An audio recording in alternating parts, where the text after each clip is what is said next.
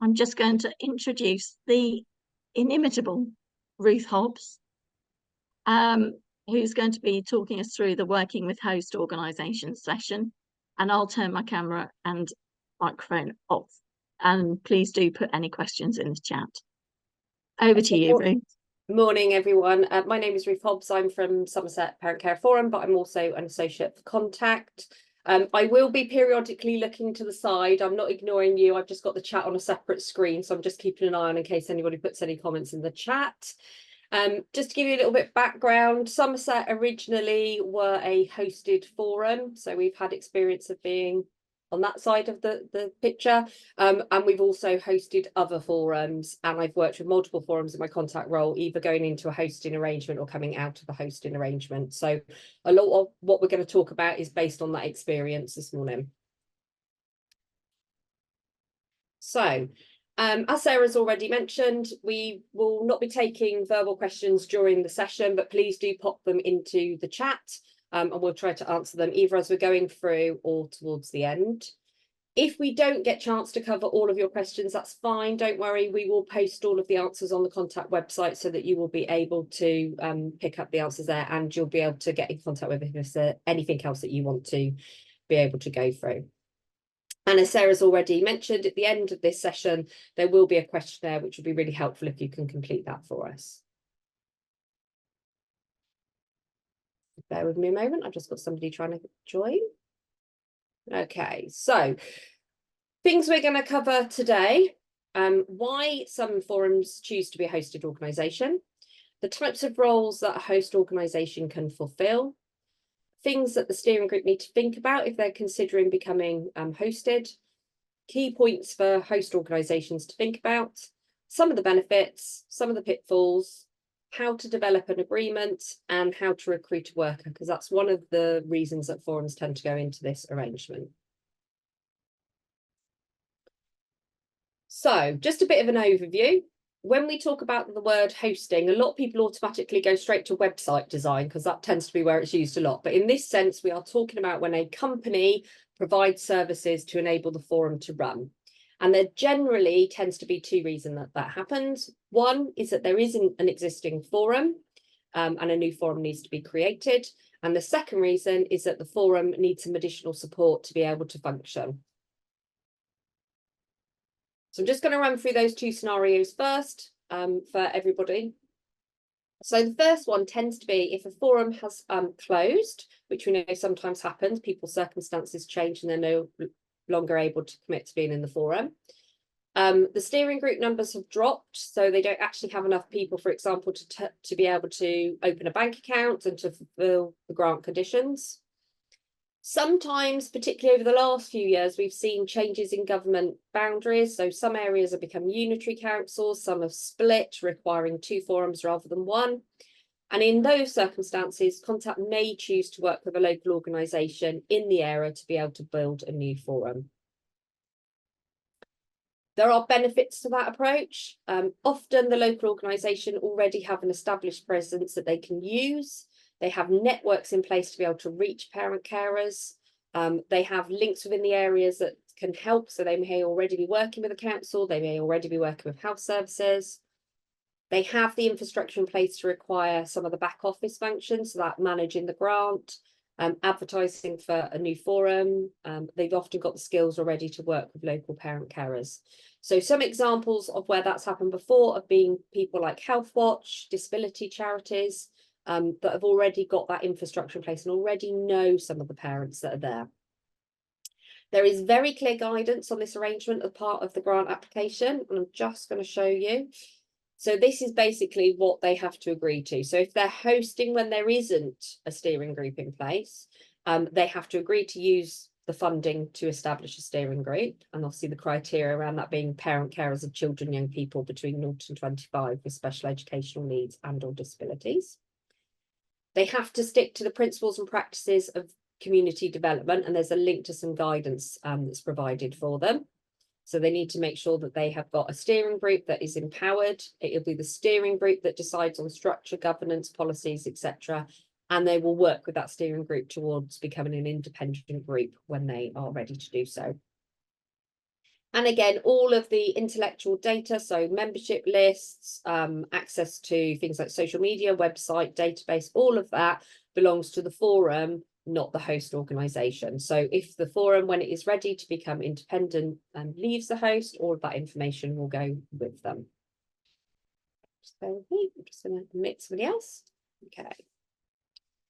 So the other scenario is when there is an existing forum. And sometimes we know that forums can have quite small steering groups or committees. That can impact on your capacity.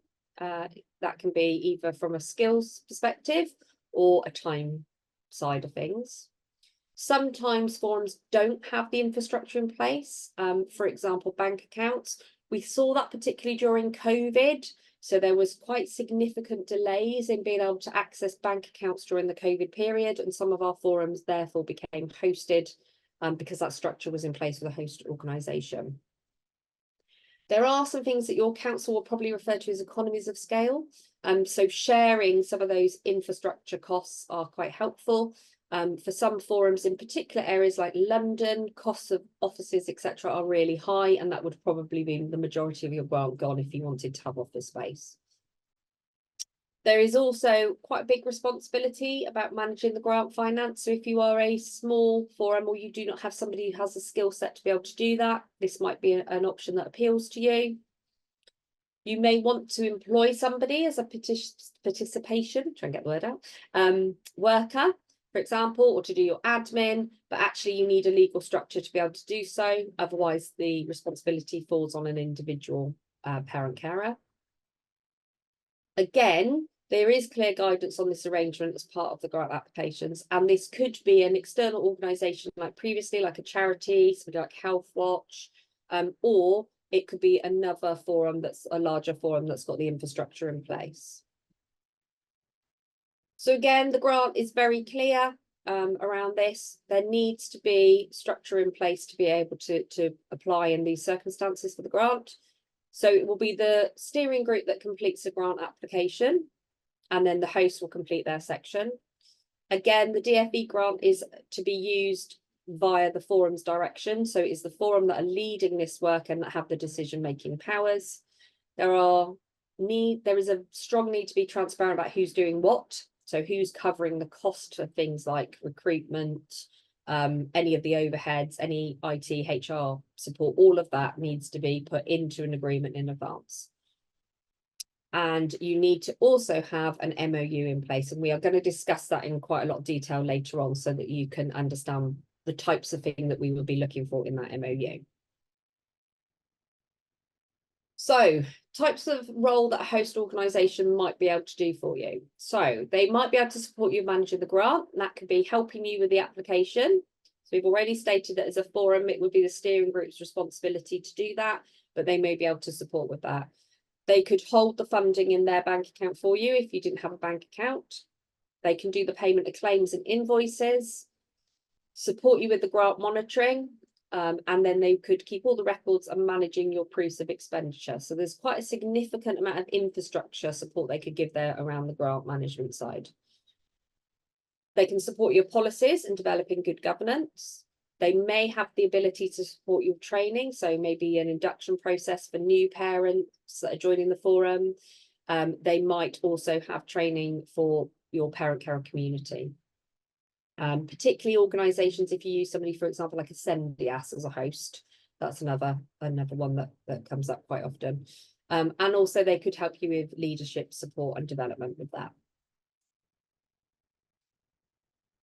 They could support you with office space, some IT equipment and support. So they might allow you to use their IT back office systems, potentially website support, meeting rooms, insurance, all of those types of things they can support with.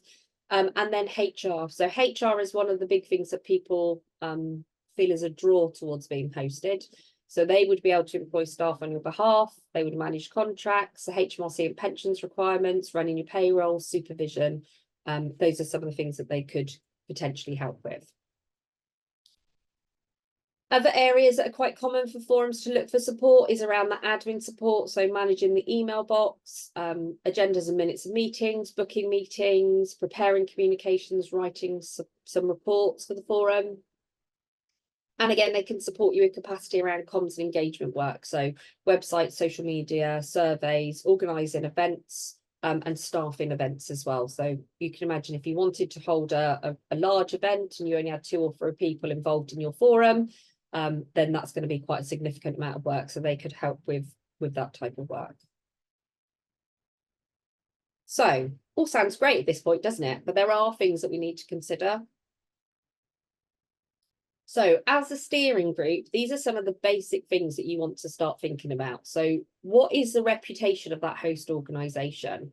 And you need to think about that from different lenses. So how are they viewed by the parent carers in your area, by other services, by the local authority, by health services, and by any funders? So some of our forums are funded outside of the DFE grant, so you need to think about that relationship as well.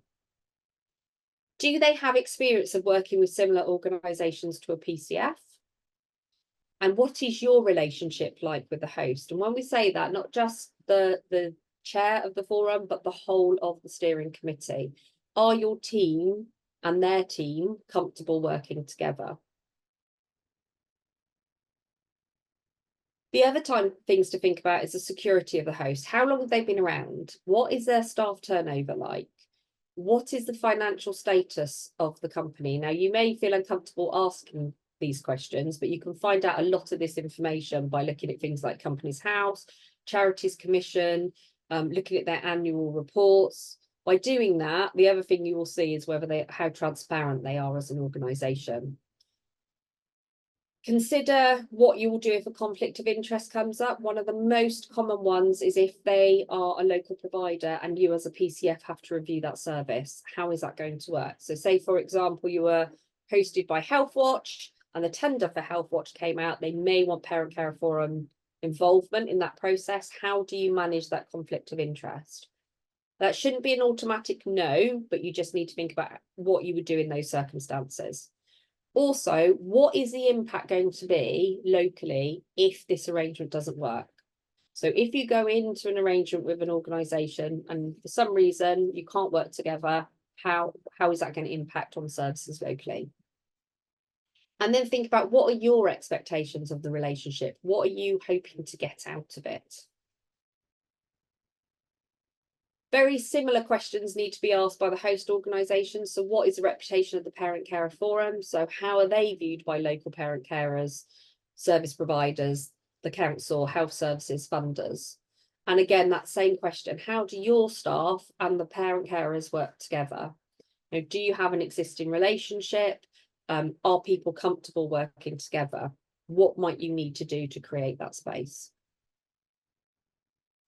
The other thing to think about as a host, your own organisation structure and capacity. Do you have time and energy to host a group? It may sound like it's not a huge amount of work, but actually there's a lot that goes into building those relationships. So do you have that capacity? How are you going to manage any conflict of interest that might come up? Thinking about what your expectations are as well of the relationship. Does your governance structure allow you to be a host? So, for example, where I've worked with health watches before, they've had to go back and get permission from their board to make sure that the board is happy with them hosting a parent care forum. So all of those things need to be thought through. Also, do you have the skill set within your team currently, or are you going to need to recruit? And if you are going to need to recruit, how quickly can you do that? And again, what is the impact if this arrangement doesn't work? And then both of you need to consider, actually, what is the cost implication of this? So, for example, Contacts charges 10% of the grant. So you want to really explore, what is that core offer as a host or being hosted? Are there different costs depending on work or skills? So it may be that if you're having leadership development from somebody senior in the host organisation, that will be a different scale to perhaps some admin support or social media support. So it's helpful to make sure that you've got all of that bottomed out before you go into a hosting arrangement so that you know exactly what each side is expecting. So let's have a look at some of the goods and some of the bad points of being hosted. So some of the benefits to being hosted, you can both utilise the experience on both sides. and there is mutual learning and a shared knowledge. So for parent care forums, there are a lot of advantages in the sense that people within that organisation may have skill sets that you don't have. So HR, etc., finance, policy, things that when you come into being a parent care forum steering group member, you might not realise that those are things and the skills that you actually will need to have somewhere within your team. So you can use those skills from the host organisation. Equally, the host organisation gets to benefit from the skills of a lot of parents that are involved in the forum. We know that a lot of parents, before they become parent carers, have worked in a variety of jobs, and they can bring those skill sets to the table. But they also learn what it's like to have that lived experience of being a parent carer. You can capitalise on each other's size or reputation. It enables hopefully both the Parent Care Forum and the host organisation to expand their reach locally. There are cost savings. Said if you're sharing some of the infrastructure costs, then that can obviously, that economy of scale, buying more sometimes makes it cheaper. And then there are also support for some of the trickier areas. So the HR, the finance, the policy work, the GDPR. We know those things can be quite complicated, and they can take up quite a lot of time for forums trying to work through the legislation, but actually a lot of the larger companies have support for those already in place, and you're able to tap into that. It often removes a lot of the back office burdens on parent care forums, and that in turn then adds capacity. We find that if you've got somebody else doing the admin, often that enables the parent carers to focus on the participation work. And there are some forums that just don't want to do the admin side of things, and that's fine. It also adds a level of protection for the steering group. So when you sign that terms of reference, your grant application, you are taking on that liability for the funding. If you are hosted, then that liability will sit with a company, and they are liable for around any funding contracts and employment. It's not them just on a single individual. It often gives a bit of peace of mind. Actually, as parent carers, we have stuff that pops up. We know that it doesn't always go quite according to plan, and things that occur that we don't always have, haven't planned for, don't necessarily have space to fit in PCF work on that day. So actually just having that peace of mind, there's somebody in the background that's holding all of that and helping to support with that is employed, can sometimes be quite helpful. And they also provide somebody else locally just to bounce ideas off and to help with any challenges. Some of the things that can go wrong, the biggest one in my experience is relationships breaking down. And that often then means a lot of time to resolve those and to try and work through that. If you don't have a good memorandum of understanding in place and you don't have good governance in place, sometimes steering groups feel that they lose control over what's happening and the decisions start to be made by the host organisation. So that's one thing to think about. There will always be an element of risk. Neither organisation that's entering into this has a crystal ball. You don't know what's coming in the future, so you just need to, be aware of that. Obviously, there's reputational damage if it doesn't work, potentially. Again, there are some financial risks if protocols are not in place. Organisations sometimes can become over comfortable with each other and lines blur. So if you're hosted for an extended period of time, you can get into what I call the comfortable zone, where actually you start letting things slip. So those protocols are not written down, there's nothing to refer to. And then if the relationship does break, you're in a situation where actually you have nothing to hold each other to account. And again, the other thing is not having a clear plan about actually what's going to happen if either one of you wants to step away from the hosting arrangement. So how do you avoid it? So you do your homework. So we talked about those things that you need to think about as a steering group or as a host. You need to make sure that you've done your homework. You need to make sure that you've got good governance in place and make sure that you have clear policies so that you know and can hold each other to account. Always take advice. Always talk to your contact advisor before you enter into a hosting arrangement. Consider if it would be worth having a trial period. You might want to say, actually, let's give this a try for 6 months. I wouldn't suggest shorter than 6 months because it will take that long to get up and running. but give it a trial period and see if that works for you. Potentially have a backup plan. So what I would say is, if you are in a situation like you are a new forum who doesn't have a bank account and you need someone to hold your funding, make sure you have another option available. So don't, what's the saying, don't put all your eggs in one basket.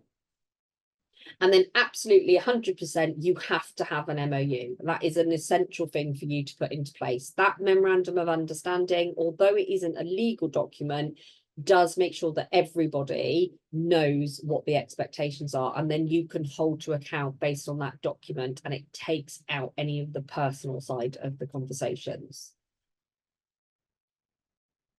So the MOU is a requirement of the DFE grant conditions. Again, just remind, don't get lulled into that. It's a tick box exercise, so we'll do it, but we don't really need to do it because we all get on really well and there won't be any problems. It is important that it is robust and it covers the things that you need to cover. Remember, at the end of the day, things change. So your relationship now with that company might be fantastic, but actually there will be staff turnover. Members of the steering group might change. There are financial and political climate that we're working in is not one that stays stable, as we all know, currently going through the election period. So it's really important that you make sure that you're prepared. And I think that quote sums it up. Expect the best, prepare for the worst, and capitalise on what comes. And what will help you to do that is to have that MOU in place. So we're going to spend a considerable amount of time now just looking at the MOU and what should be in the MOU, because this is a really key document to have if you are being hosted. So start it off by giving just a bit of a background. How did you get to this place? What has led you to want to be a hosted organisation? Talk about the purpose and the scope of what that is. So this is an example of an MOU currently, and actually talk about what the role of this MOU is going to be. So it's between this PCF and this host organisation, and it tells you how we're going to work together, what our roles and responsibilities are, and what the expectations are. It highlights again that it's not a legal document, but it does actually set out the expectations and the principles that you intend to work to, and it will help to manage those expectations on both sides. I'm just going to leave that there for a minute for you to have a quick read.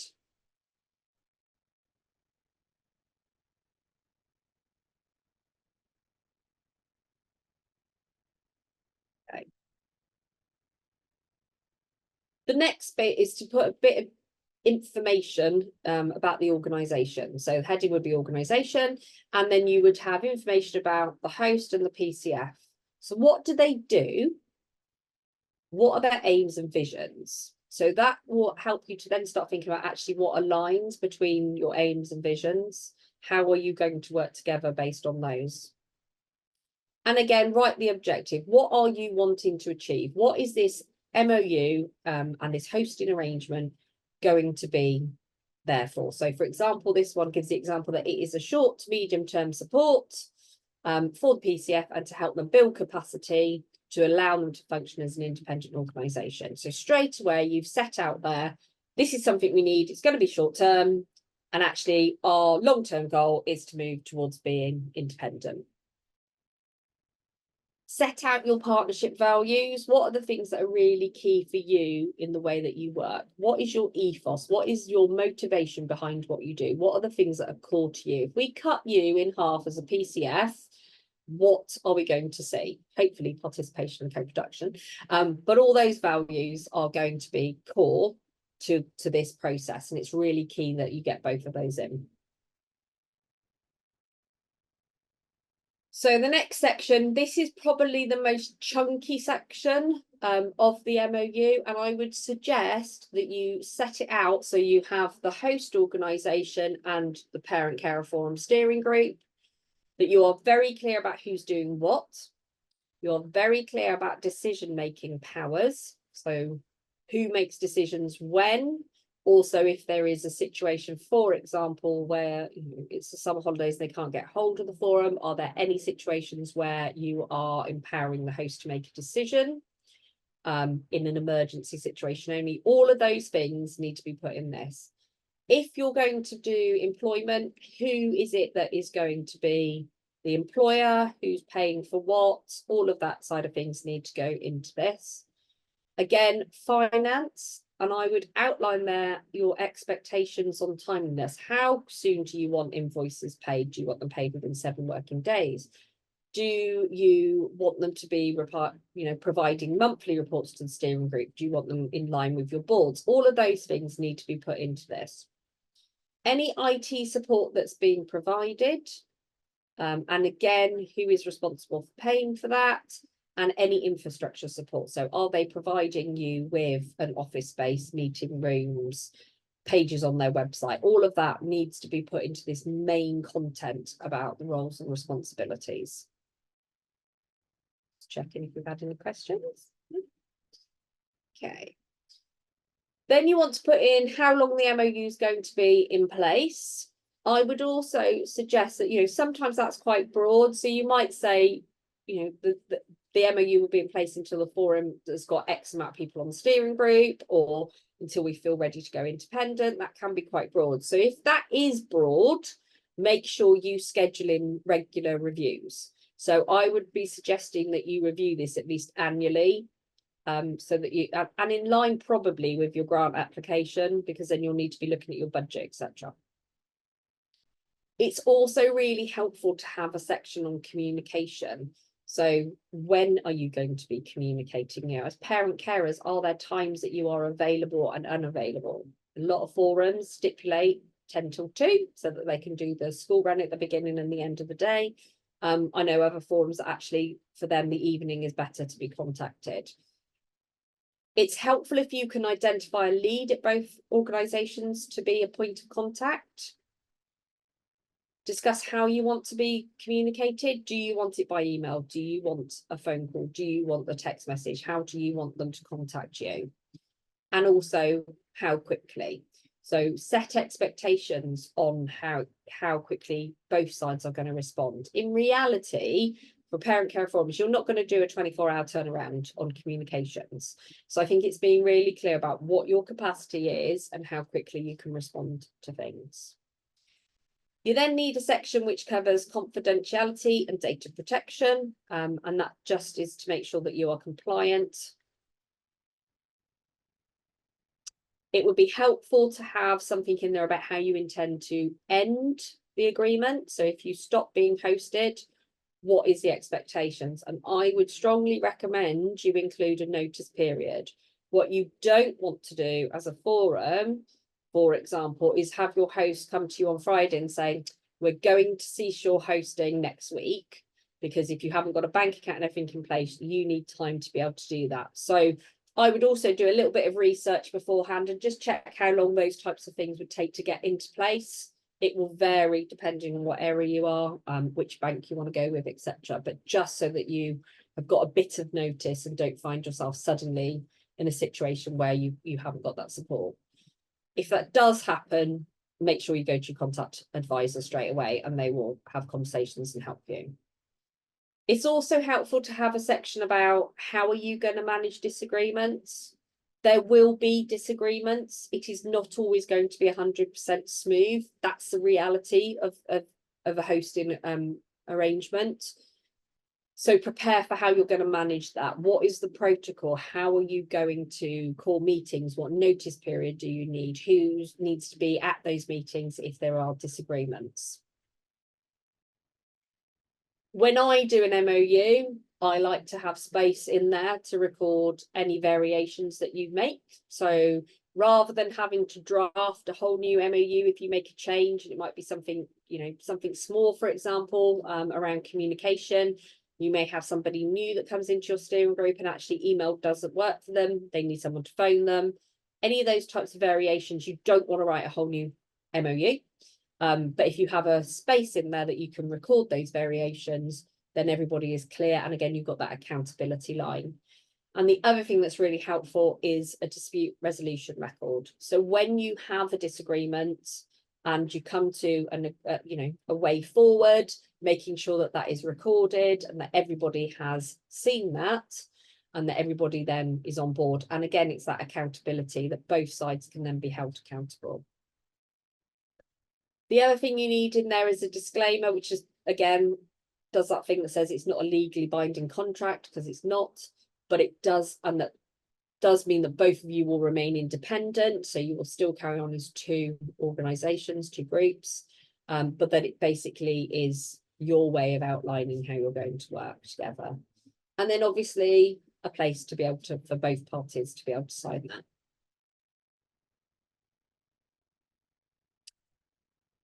The other thing to think about is recruitment of a worker. Now, I've put this in because for a lot of forums, this is one of the main things that draws them to being hosted. So there's generally two things, the financial management and the being able to employ.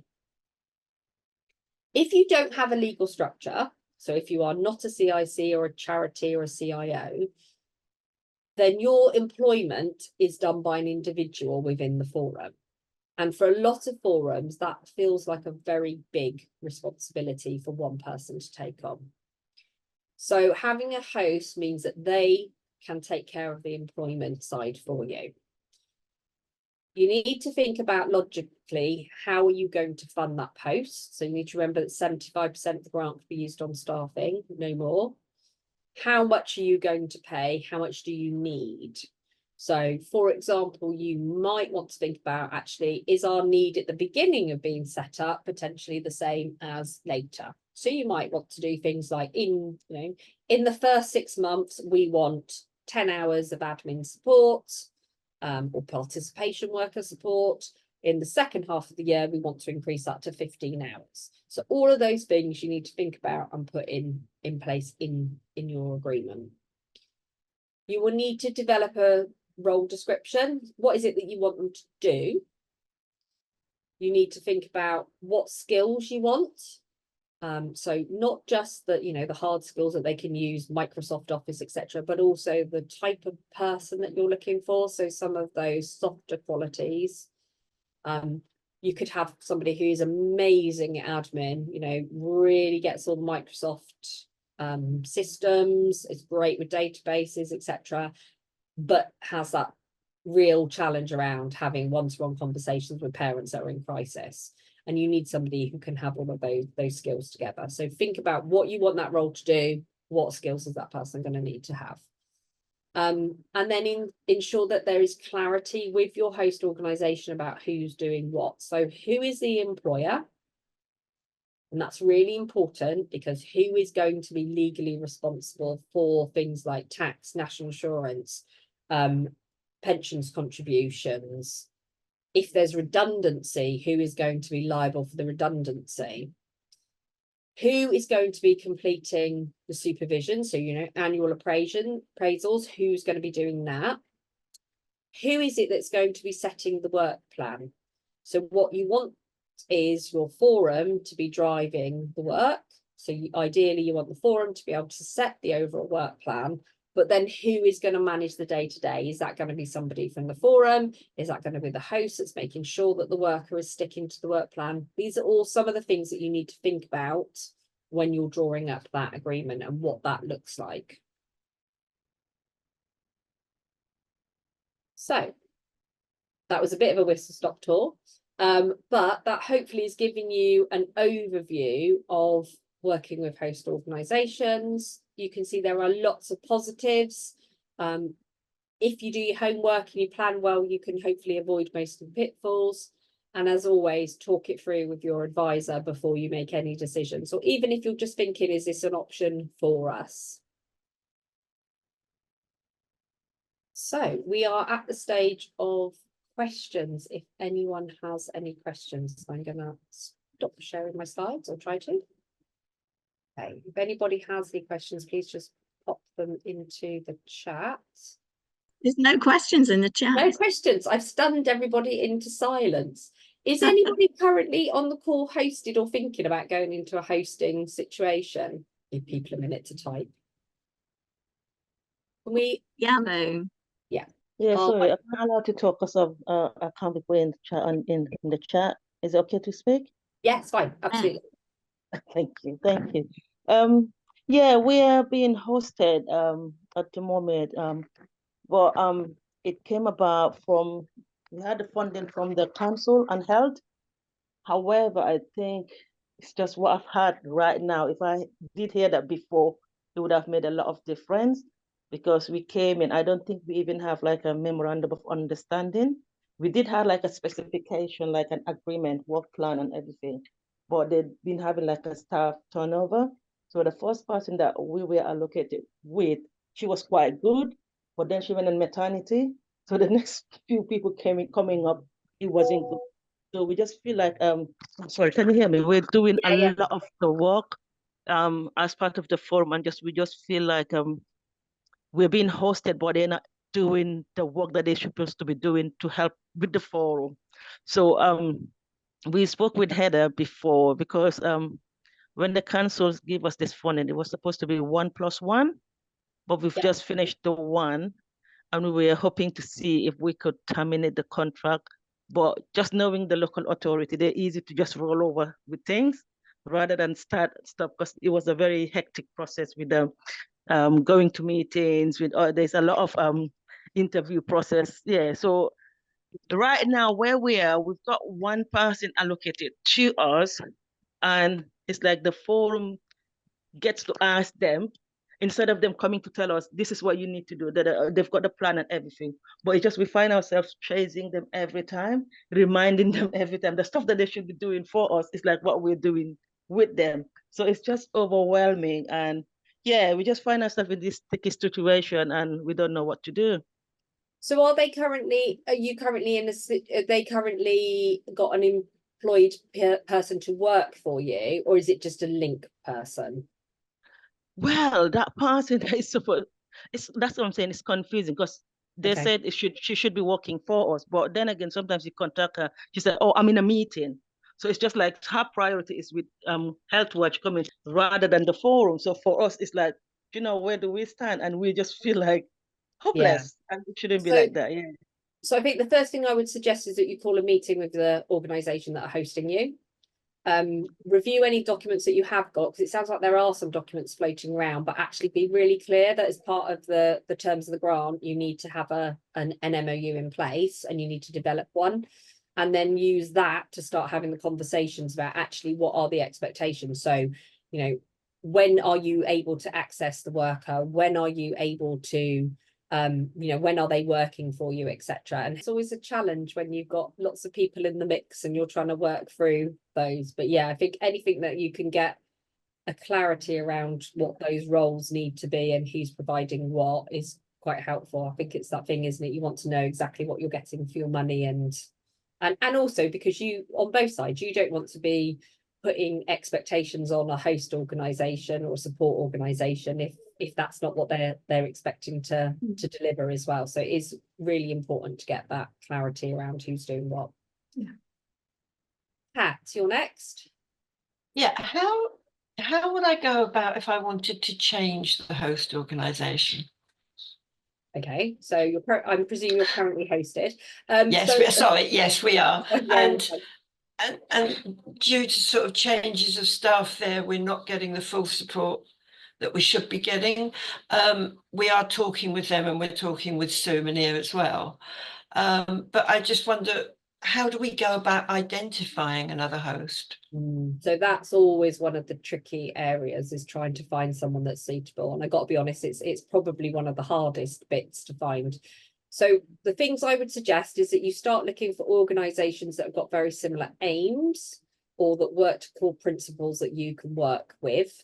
You'll know in your area who are the parties that you feel comfortable with, if that makes sense, and you'll know the ones that you particularly avoid. So start with that list, and then I would start doing some of that due diligence stuff. So start looking on Companies House, Charities Commission, etc., and just double checking that everything's in order.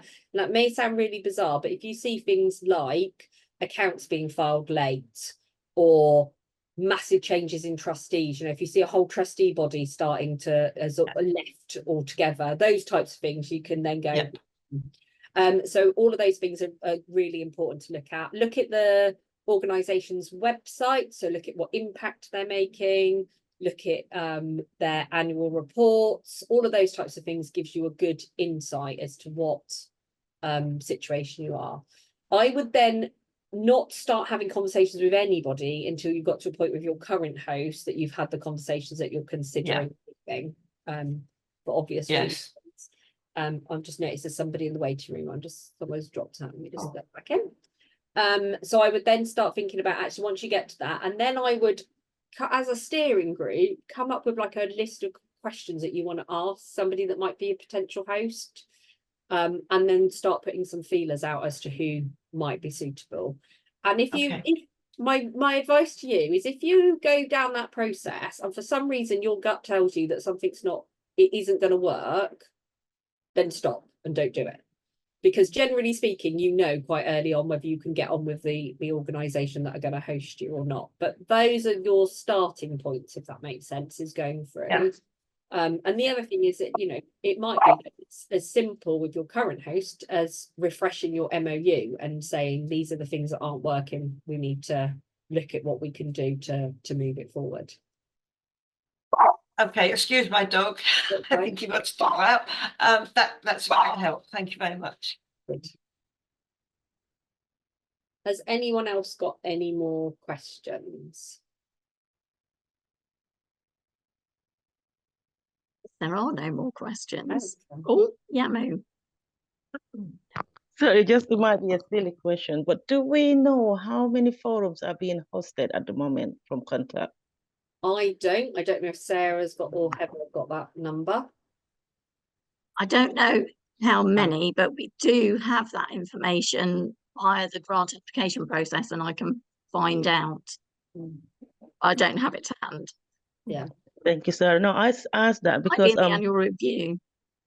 Yeah, and I was just thinking about like best practice, because like if like an organization is hosting some of the forum and they've got good experience, maybe they can share those information that other forums can, take on. I don't know, it's just something that is easier than, I know sometimes some organization might work with this forum but might not work with other forums, but it's just what they've done to make it work. So I was just thinking along those lines. I think thank you, Emma. From our perspective in Somerset of having hosted multiple different forums, is we always go into it on the basis that we have a conversation saying that it is a short-term arrangement and the plan is to get them independent. And I think because we take that stance of actually we're working to upskill people and to build the capacity in their team so they can then go out on their own, that's one of the key things. And the other thing is being really clear that we are there to support and to help.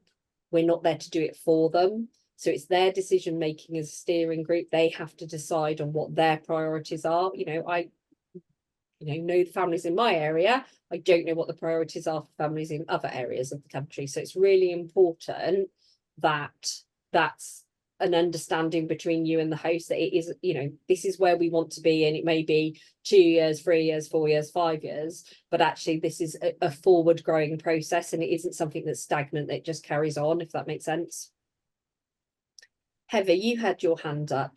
Yeah, I did actually. It was just in some ways it's following on from the conversation we had involving Yamu, and it's £17,500 of a grant isn't very much money, and sometimes hosts might think they need some additional funds in order to really be able to support a forum. And I'm sorry, I missed the beginning, so you may have already covered this, but sometimes, sometimes it does become quite a complicated relationship, because the LA will have a contract or an SLA with the host, and then the host might have an MOU, and I suppose sometimes you have to navigate a number of relationships, because otherwise most of the grant, a grant wouldn't really even cover a worker with on costs and so on and so forth, would it? So I suppose I just wanted to ask you about that, whether that's your kind of experience. Yeah, so I think we've Somerset's hosted forums that have just had the DFE grant, and obviously you have to live within your means, as they say. So we've had to look at what that looks like, what they can do with the budget, but ultimately the budget is set by the steering group, and they need to decide on what their priorities are. We've also had I got one at the moment that's got funding coming in from 4 different sources, And that's more complicated because you need to start thinking about how that works. The other thing to think about, and this is just a word to the wise, is how that percentage comes out. So obviously from a grant perspective, you know, it's 17,500, 10%, it's for a year, blah, blah, blah. Some of the forums, however, have funding that might go over multiple years. So what you have to think about, are they taking 10% every year? Because that soon starts to eat up. Or are they taking 10% for the life of the grant or the SLA or whatever it is that they have? So it's thinking about those nuances is something you have to be really conscious of. Ours was really surprised because they were like, are you taking 10%? And I was like, well, no, because we took 10% last year and it's the same grant, so we're not taking 10% again. But there are host organisations that would do that. So you just have to think about, you don't want to end up with any nasty surprises, let's put it that way. Sure. I mean, just the other thing to say also is there's a forum I'm working with at the moment, and I think that it's the second year of having a host, and a worker who was a parent of the steering group is employed by the host, so all her terms and conditions apply, and the forum didn't factor in cost of living increases, so of course when they were doing their grant application and thinking about how much money they spend, they hadn't thought that obviously this worker which is quite right, she's living wage and her wage is going to go up. So those are things you need to keep an eye on as Absolutely. well. And the other thing that you need to think about is that redundancy. So that's another challenge that comes into this, because obviously you can't hold back money from the DFE grant. So redundancy is another one. Like you said, once you hit 2 years, there are redundancy costs. So if you are, hosted for more than 2 years and they're employing somebody, there is that redundancy. So being really clear who is and isn't responsible for the redundancy payments and how you're going to manage that. Because actually, is your host going to want to charge you a slightly higher rate per hour than what they're paying per hour to enable them to cover the cost of the tax and national insurance, the potential redundancy and the risks that they're carrying, if that makes sense. So it's all of those things that you need to think about. And I think that's why in some ways a lot of forums like the idea of the hosting around the employment, because the employment law is so variable and changes so much, and to try and keep on top of that knowledge, it's actually sometimes helpful to do the employment through a bigger company that have a HR department, that have a legal team, that so you don't have to keep doing that. We've bought into an external service and she's lovely, so she does all of the updates and sends them to me if anything changes, so I don't have to keep on top of all the legislation. She does it for me, which is great. Best 40 quid a month I've ever spent.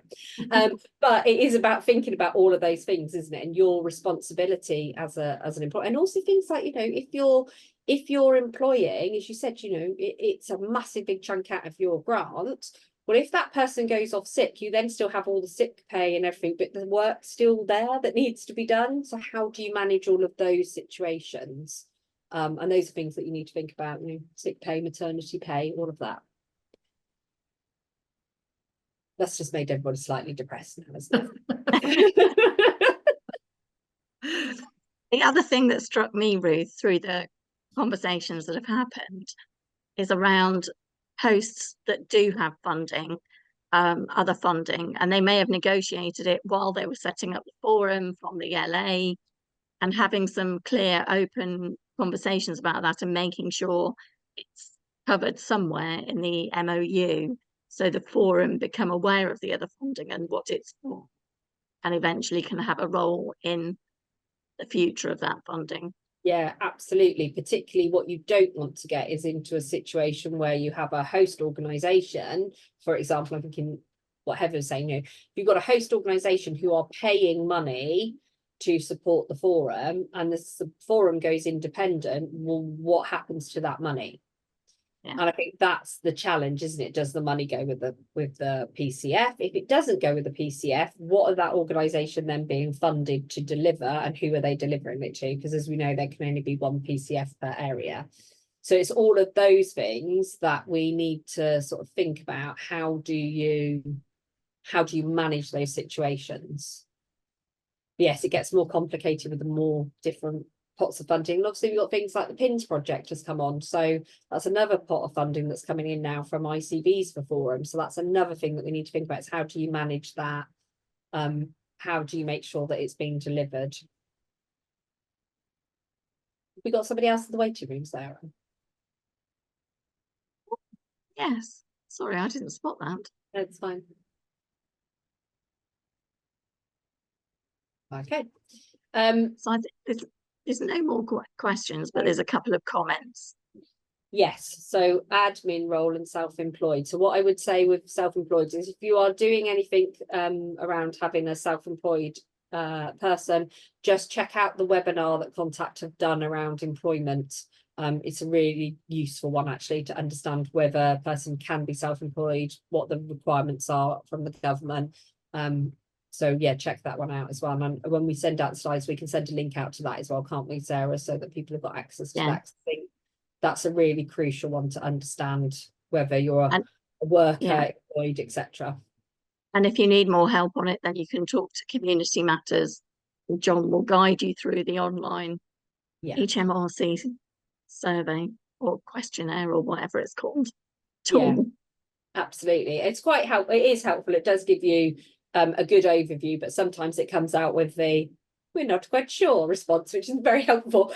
So yeah, in those circumstances, John's excellent, and he'll be able to guide you through the process.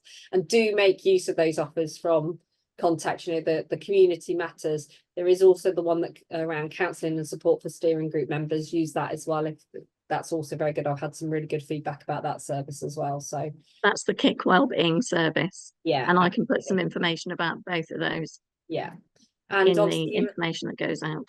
Yeah, and your advisors are there to support you. You know, they aren't HR experts, and I think Heather and Olivia are probably very happy that I've just said that. But actually, they can go away and get information, and they can signpost you to people that can help. So it is always worth talking to your advisors. And I think we don't have any more questions. So unless anything else, anyone has anything else, should we call the session to an end? It's just in my gift to thank Ruth so much for today, and to thank everybody for taking part and asking your questions. And I'll now draw the session to an end. Thank you so much, everybody. Thanks, everyone. Bye. Have a good rest of your day.